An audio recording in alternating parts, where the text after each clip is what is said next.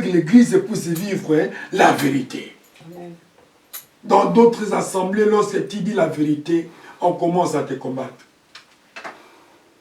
Je connais un ami qui est parti quelque part prêcher l'évangile. Et lorsqu'il a marché sur les Écritures, les fidèles eux-mêmes ont dit non à leur persécuteur que vous n'avez plus l'onction. Vous écoutez la parole. C'est ça ce que nous attendons. On n'a pas besoin de fables, mais on a besoin de la parole de la vérité. Amen. La parole qui déclenche, qui transforme et qui brise les cœurs des gens. Et le soir, on cherchait à les faire mourir. L'homme de Dieu a fou. Il y a peu de serviteurs qui aiment la vérité. Mais beaucoup qui aiment les mensonges. Et comme nous sommes la vérité, on doit prêcher la vérité. Que tu nous aimes ou pas, l'essentiel que nous sommes sur la voie du Seigneur. Amen. Nous sommes les modèles de Christ. Christ est notre référence. Et nous avons la marque de Dieu en nous. Philippiens chapitre 2, versets 5 à 8. Philippiens chapitre 2, versets 5 à 8.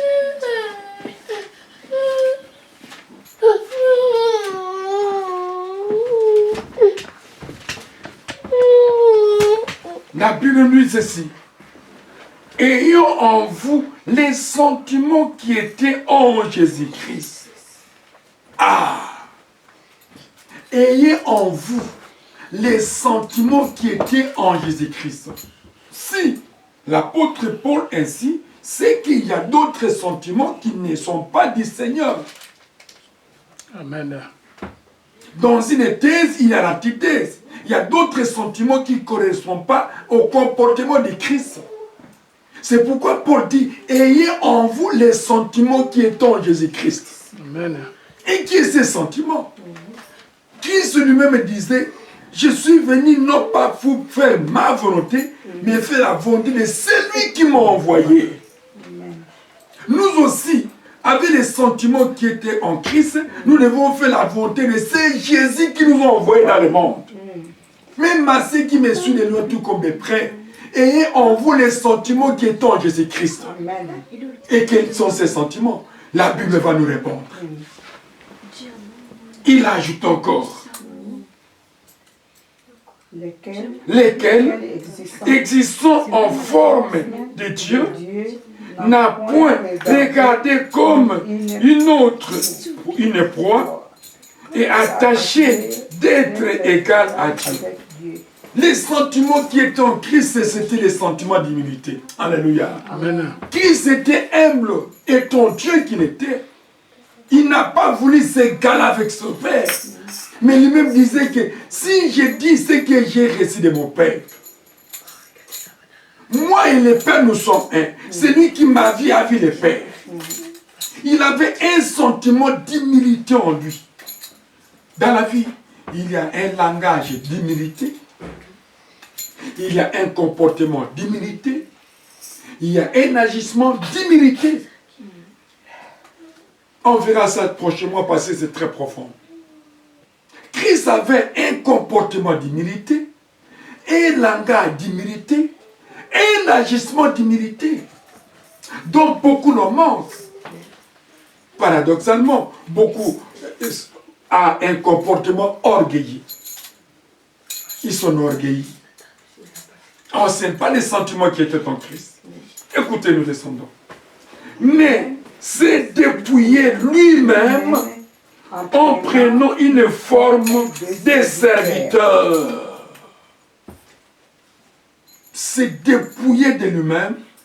Il a pris la forme d'un serviteur. Écoutez-moi bien. Je voudrais vous dire une révélation. L'humilité, ce n'est pas une position de faiblesse. Ne croyez pas que les gens qui s'humilient, il est faible. Non! Il s'humilie pour honorer son Dieu. Yes. Il s'humilie pour recevoir quelque chose de la part du Seigneur. Et il suit le modèle du Christ, l'auteur de l'humilité. C'est ça, papa. Parce qu'il vous parle humblement, vous croyez qu'il est faible. Je vais faire n'importe quoi sur lui. Non, détrompez-vous. Il garde la marque de Dieu en lui. Il ne veut pas perdre les trésors cachés que Dieu lui a donnés. Amen. Alléluia. Amen. Non, je vous parle avec des larmes au cœur. Alléluia. Parce que je vois beaucoup de comportements des hommes, des enfants de Dieu, des hommes de Dieu qui font détruire la sainte doctrine du christianisme. Christ était humble. Ne dis pas que Christ n'avait pas la force. Prétangible, il a dit à Pilate. Lorsque Pilate a dit, je suis capable de les sauver, dis ne fût-ce que quelque chose, il a dit, l'autorité que toi tu as vient de mon Père. Mais il était humble. Il s'est laissé frapper. Il s'est laissé interpeller. L'humilité n'est pas une position de faiblesse. Détrompez-vous. Au contraire, c'est la marque d'un vrai chrétien qui suit Christ. Amen. La marque d'un vrai chrétien qui suit le modèle de Jésus-Christ. Amen.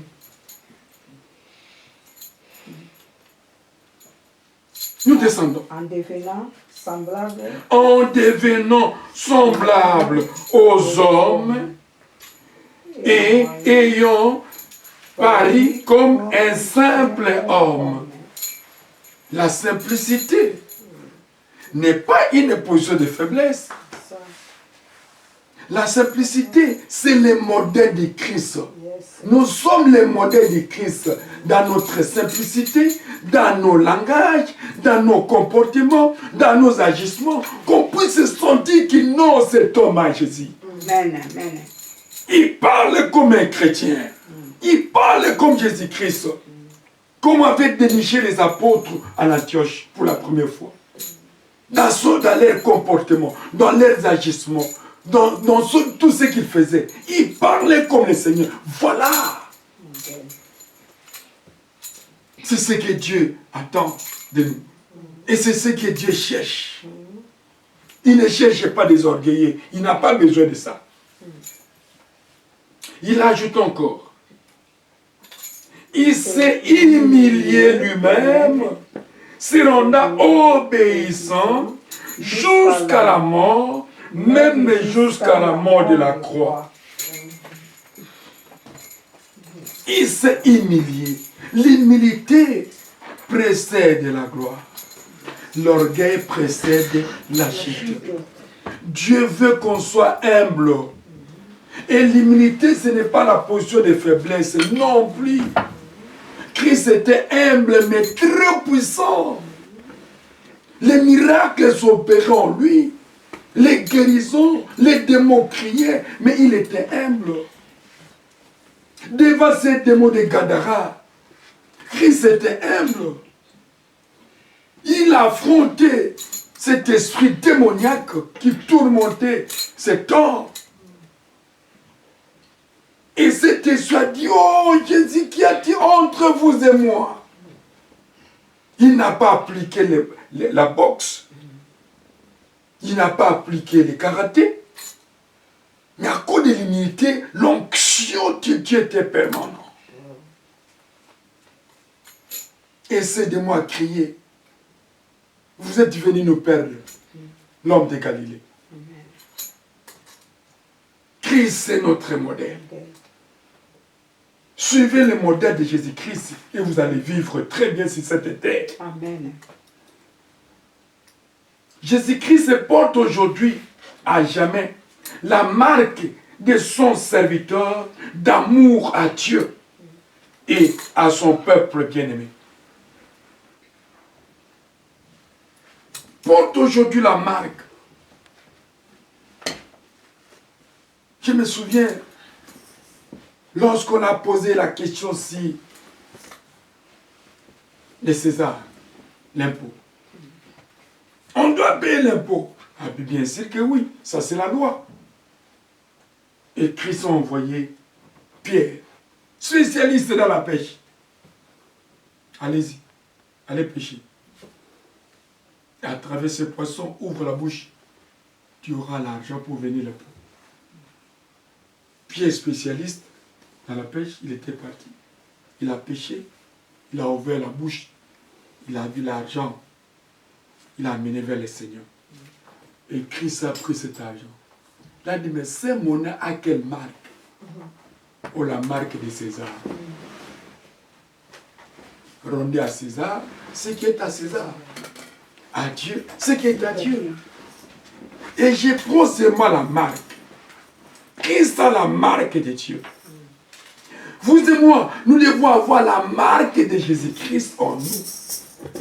Parce que nous l'avons reçu comme Seigneur et Sauveur.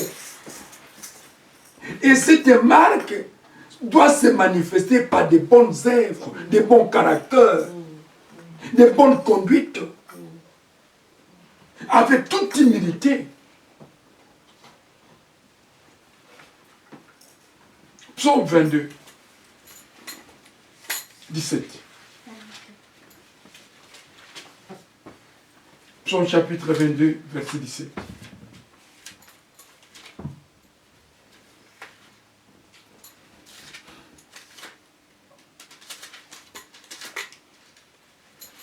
Nous lisons.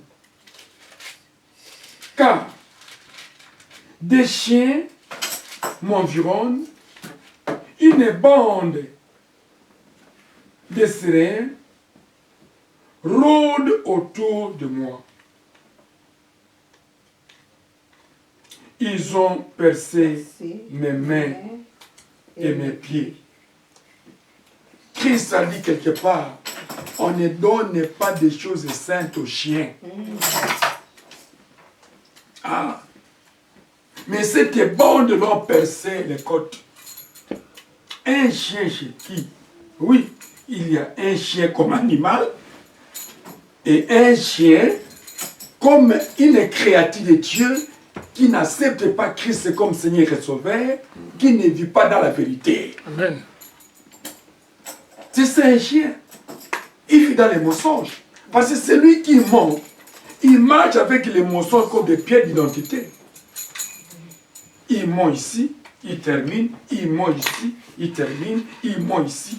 C'est un chien. Et ce sont ces chiens-là qui ont percé les mains de Jésus-Christ, qui l'ont crucifié. Christ les appelle ici, dans ce contexte, les chiens.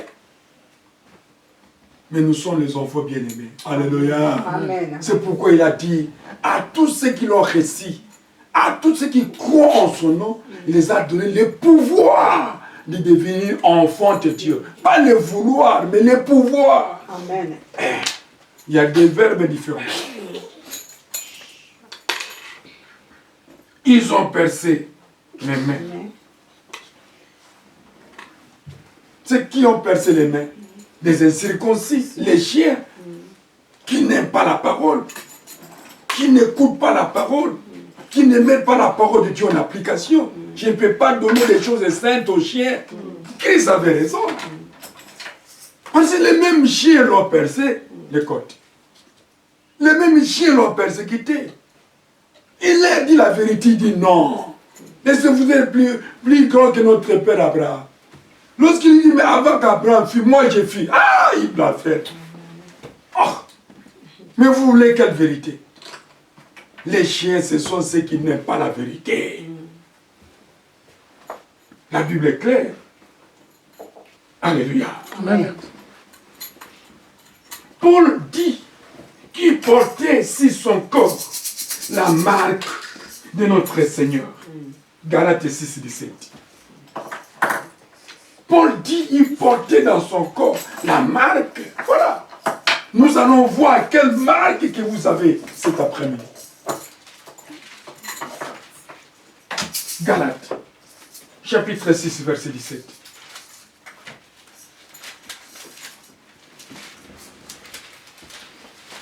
Paix et miséricorde sur tous ceux qui survivront cette règle et sur l'Israël de Dieu. Galates 6, 17. Que personne désormais ne me fasse de la peine, car je porte sur mon corps les marques de Jésus. Ah, merci ma fille. Que Dieu bénisse. Que personne désormais ne me fasse de peine, car je porte sur mon corps la marque de Jésus.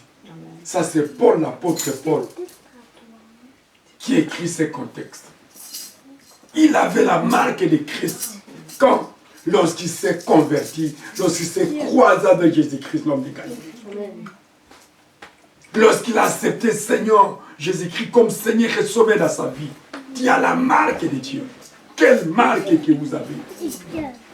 Beaucoup des enfants de Dieu, ils ont quelle marque? La marque des sorciers, la marque des magiciens, la marque des rosicruciens, parce que les autres commencent à prendre la magie, ils mettent ça sous la Bible. Mais quelle marque? Les autres commencent à faire des miracles sous la Bible, mais tu as quelle marque? Oh, la Bible a ces miracles authentiques. Lorsque vous avez la foi biblique, vous aurez des résultats bibliques. Lorsque vous avez la foi apostolique, vous aurez des résultats apostoliques. Quelle marque que vous avez? Paul dit, moi j'ai la marque de Christ. Il faut être fier. Chaque chrétien, je dis bien chrétien, pas croyant. Chaque chrétien, chrétien c'est comme Christ. Chaque chrétien a la marque de Jésus en lui. Alléluia. Amen. Chaque chrétien a la marque de Jésus. Je ne me dis pas de croyant, non. Lorsqu'on dit croyant, c'est éphémère, de choses, un sens là qui n'est pas posé. Parce que les sorciers aussi croient. Un magicien aussi croit. Un Rosicrucien aussi croit. Mais les chrétiens, c'est les gens mis à part pour l'œuvre de l'Éternel, qui marche comme Christ, qui fait comme Christ, qui agit comme Christ. Amen. Alléluia. Amen. Paul avait raison de dire que oui, que personne désormais ne me fasse de la peine, car je porte sur mon corps les marques de Jésus. Il dit aux chrétiens de Galatie. Parce que les chrétiens de Galatie ne se convertissaient pas. Tantôt ils étaient des chrétiens, tantôt ils étaient des païens. Donc on ne connaissait pas leur position de la foi. C'est pourquoi on disait Galate, Galate, qui vous a trompé. Après avoir commencé par l'esprit, tu termines avec la chair. Donc leur foi était tantôt plus tôt.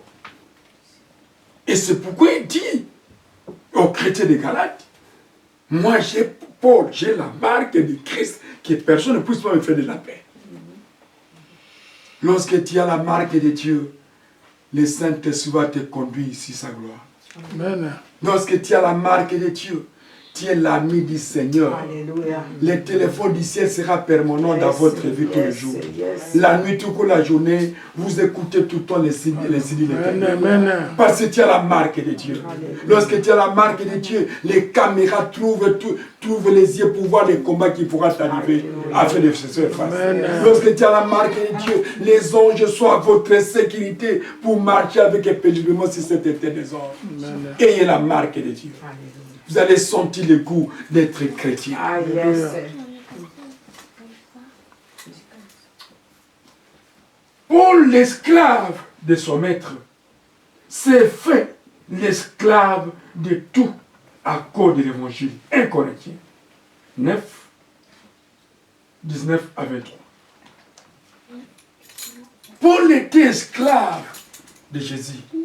Vous et moi, nous sommes des esclaves du Seigneur pour annoncer la bonne nouvelle de Jésus-Christ. Et dans notre esclavagisme, l'objectif est de gagner les païens, gagner les brebis du Seigneur, qui viennent à Dieu. 1 Corinthiens, chapitre 9, verset 19 à 23. Ça, c'est les épîtres de Paul. fait tous à cause de l'évangile afin d'y avoir part. 19 à 23. Chapitre 9, 19 à 23. 19 à 23.